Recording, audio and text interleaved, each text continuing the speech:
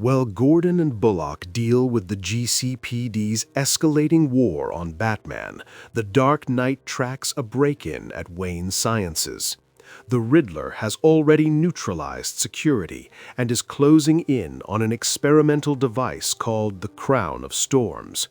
Edward is a manic mess, muttering riddles to the empty air until Batman's fist finally finds his jaw. Batman emerges from the shadows in a high-tech stealth suit that bends the light around him.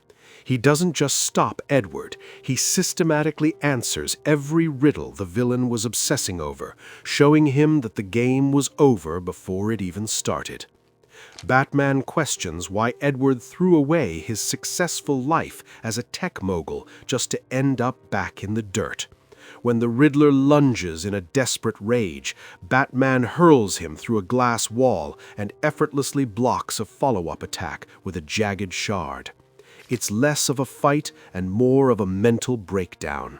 Nygma swings wildly, screaming riddles at the top of his lungs, but Batman counters every move and provides every solution. The Dark Knight pins him down, forcing Edward to face the reality of his own collapsing mind. Edward finally gives up, handing over a scrap of paper filled with frantic nonsense scribbles. He's terrified and begging for the noise in his head to stop, so Batman injects him with a sedative to put him out of his misery.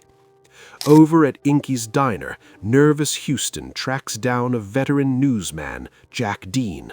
Houston has footage of something big from earlier tonight, and he's looking for someone who can turn his discovery into a headline. While transporting the unconscious Riddler, Alfred helps Batman decode the villain's final garbled mumbles.